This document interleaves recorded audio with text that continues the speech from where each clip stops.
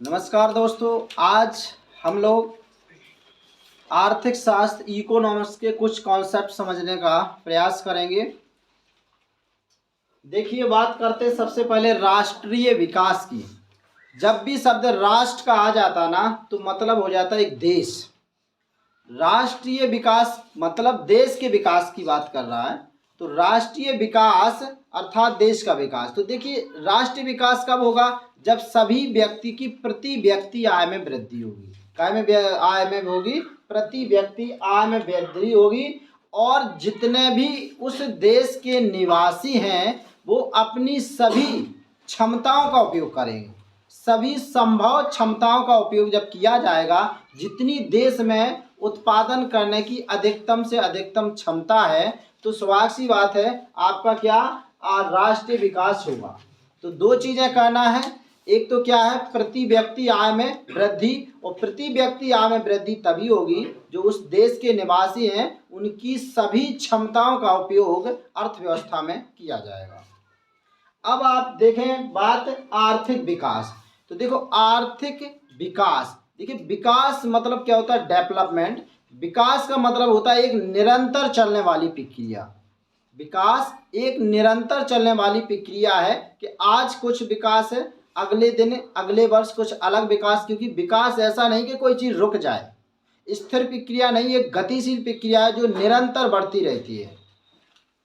तो देखिए, इसमें चाहे आप आर्थिक देखें, सामाजिक देखें, औद्योगिक देखें। आर्थिक मतलब क्या? रुपए पैसे में वृद्धि होना। सामाजिक का मतलब क्या? कि आपकी जो समाज में जो बुराइयां हैं, जैसे आतंकवादी घटनाएं कम हो जाना, और भी जो चीज़ें हैं समाज की, जैसे शराबखोरी, नशाखोरी, और भी ये चीज़ें क्या हो जाएं, खत्म हो जाएं, तो वो क्या हो जाती है? आपका सामाजिक विकास। तीसरा है आपका औद्योगिक विकास। औद्योगिक विकास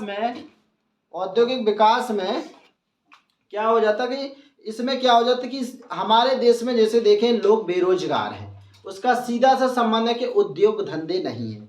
मतलब लोग बैठे हुए हैं, लोग काम के लिए तैयार हैं, काम नहीं मिल रहा है, इसको बोला जाता है बेरोजगारी। जब सोच के देखिए, आपके परिवार में 10 लोग होंगे, 2 लोग कमाने वाले होंगे, 8 लोग मतलब खाने वाले होंगे, तो वो परिवार कभी डेवलपमेंट नहीं कर पाएगा, क्योंकि इसमें लोग बेरोजगार बैठे हैं। तो इस तरह से आपके जो आर्थिक विकास है, यहाँ देखिए आर्थिक की बात की रही है, आर्थिक की बात की गई है। तो यहाँ पर जब तक सामाजिक, औद्योगिक और आपका आर्थिक विकास नहीं होगा, इसके पूरे जितना संभव हो सके अधिकतम से अधिकतम इसका उपयोग करना है, जिससे क्या हो जाए, उत्पादन में वृद्धि हो जाए। जब उत्पादन में वृद्धि हो जाएगी तो राष्ट्रीय आय में वृद्धि होगी, और राष्ट्रीय आय में वृद्धि होगी तो सीधा संबंध है प्रति व्यक्ति आय में वृद्धि होगी, और प्रति व्यक्ति आय में वृद्धि हो जाएगी तो खुशहाली आएगी राष्ट्र में। अब बात करते हैं, देखिए राष्ट्रीय आय। राष्ट्रीय आय कोई बड़ी बात नहीं है। देखिए, राष्ट्रीय आय का मतलब क्या होता है? एक कोई निश्चित समय ले लीजिए आप, क्योंकि ऐसे तो आप माप नहीं पाएंगे कोई एक निश्चित समय में। अब देखिए, राष्ट्रीय आय बोला तो राष्ट्र का मतलब, राष्ट्र क्या करता है? राष्ट्र के लोगों द्वारा एक निश्चित समय में राष्ट्र के लोगों द्वारा जो भी वस्तु या सेवा का उत्पादन किया जाता है वो राष्ट्रीय आय कहलाता है। अब देखिए, भारत का व्यक्ति अमेरिका में काम कर रहा है तो वो राष्ट्रीय आय में जोड़ा जाएगा, क्योंकि वो भारत का है ना, भारत का, वहाँ पैसा कमा रहा है। आपको भेज दिया जाएगा अमेरिका में, तो पैसा कमाओगे तो भेजोगे तो गाँव अपने देश ही में ना, समझ रहे ना। आप यहाँ से दूसरे गांव में चले जाते तो पैसा कहाँ भेजते? अपने गांव में भेजते ना। आप एक शहर से दूसरे शहर में चले जाते तो पैसा कहाँ? उसी अपने शहर में भेजते ना, अपने जिले में भेजते ना। इसी तरह से देखिए, आप दूसरे देश में चले जाओगे तो पैसा तो अपने देश में ही भेजोगे ना। और दूसरी बात, आप देश के ही हो, समझ रहे ना। तो ये अब इसमें देखिए क्या किया था, विदेश में अपने भारत के लोग काम कर रहे तो उसको राष्ट्रीय आय में जोड़ दिया जाता है। अगर विदेश के भारत में काम कर रहे तो वो पैसा अपने देश को भेजेंगे। अमेरिका का व्यक्ति भारत में काम करेगा तो पैसा अमेरिका को भेजेगा ना। तो भारत में तो इसमें क्या कर देते, तो जो राष्ट्र के लोगों द्वारा चाहे पैसा बाहर देश की सीमा के अंदर कमाया जाए चाहे देश की सीमा के बाहर कमाया जाए, वो राष्ट्रीय आय ही होती है। एक निश्चित समय होगा, ठीक है ना, ये ध्यान रखना है। अब देखिए, मानव विकास सूचकांक, समझ रहे ना। तो देखिए, मानव विकास सूचकांक, मानव विकास सूचकांक, मानव तो जानते हैं व्यक्ति होते हैं, विकास माने क्या उन्होंने डेवलपमेंट किया, और सूचकांक माने सूची। इस तरह की सूची तैयार करना पूरे वर्ल्ड में देशों की कि कहाँ मानव विकास ज़्यादा है। अब मानव विकास वहीं ज़्यादा होगा जहाँ शिक्षा की भी व्यवस्था होगी, रोजगार की व्यवस्था होगी, स्वास्थ्य होगा, है, ये सब चीज़ें, औद्योगिकीकरण होगा। तो ये अगर ये चीज़ें जिसके देश के अंदर हैं तो वहाँ का मानव विकास अच्छा होगा। ठीक है, तो देखिए क्या होता है कि किसी भी देश की जो वास्तविक संपत्ति क्या होती है, उसके निवासी होते हैं। अगर उसके देश के निवासी कार्यशील हैं और अगर इनोवेटिव हैं, अगर वो तार्किक हैं, देखिए दो प्रकार के, एक होते श्रमिक, एक होते कुशल श्रमिक, समझ रहे। तो जो लोग पढ़े लिखे होते हैं, जिनमें तार्किक बुद्धि होती है, वो कुशल श्रमिक होते हैं। तो कुशल श्रमिक मतलब 4-6 श्रमिकों के बराबर कमाता है, और नॉर्मल श्रमिक 200-300 रुपये ही कमा पाएगा।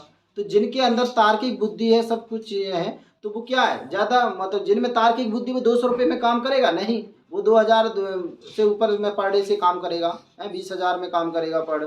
तो क्या है, तो जब जिस देश में ऐसे निवासी होंगे तो स्वाभाविक सी बात है वहाँ पर क्या होगा, वहाँ की विकास ज़्यादा होगा, समझ रहे। तो जब भी किसी देश का डेवलपमेंट, शिक्षा, स्वास्थ्य, इन सब पोषण, इन सभी दृष्टि से देखा जाता है, रैंक तैयार की जाती है, तो वो क्या होता है, आपका मानव विकास सूचकांक। अब देखिए अगली बात कर रहे हैं हम शिशु मृत्यु दर। शिशु माने क्या होता है कि जो बच्चा हमारा 1 वर्ष तक का होता है वो क्या होता है, शिशु होता है, जन्म लेने के बाद 1 वर्ष तक का।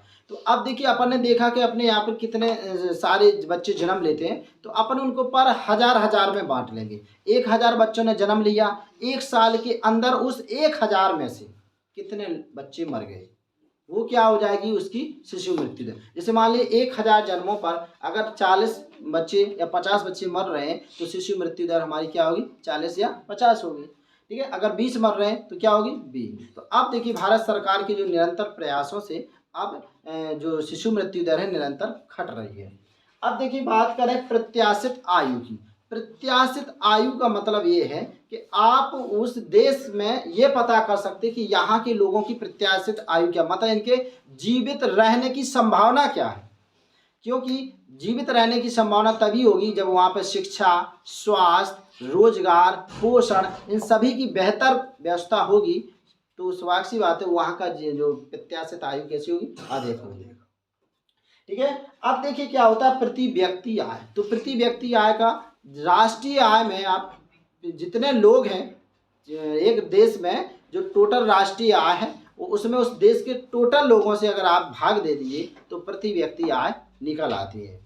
अब देखिए बात करते हैं, अब देखिए प्रति व्यक्ति आय कम होने के कारण क्या हो सकते हैं, जनसंख्या में वृद्धि, क्योंकि आप जनसंख्या से जितने ज़्यादा से आप भाग दोगे तो प्रति व्यक्ति आय उतनी कम निकलेगी। तो एक तो जनसंख्या वृद्धि, दूसरा क्या है, अब जनसंख्या वृद्धि या अब दूसरा कारण हो जाएगा मतलब टोटल पैसों का। तो पैसे का काहे से हो रहा है, हमारे यहाँ की ज़्यादातर जनसंख्या किस में काम कर रही है, खेती में। और खेती में समस्या क्या है, कंटिन्यू उत्पादन नहीं हो रहा, निरंतर उत्पादन नहीं हो रहा ज़्यादा।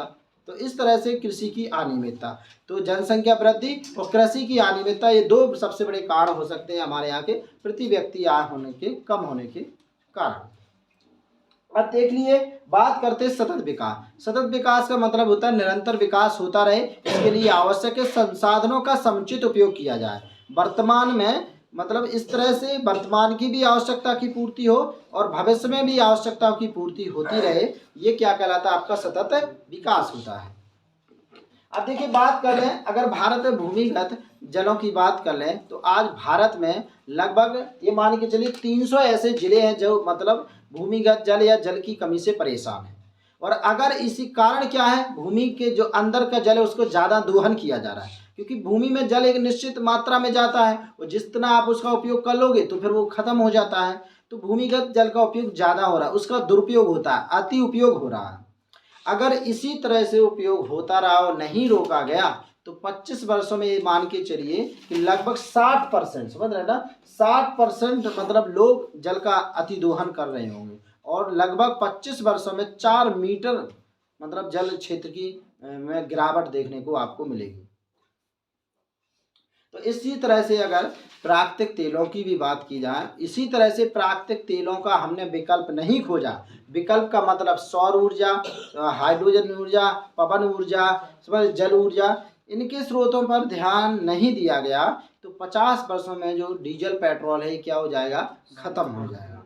तो इस तरह से हमने आपको आर्थिक विकास का टॉपिक कंप्लीट कराया। धन्यवाद।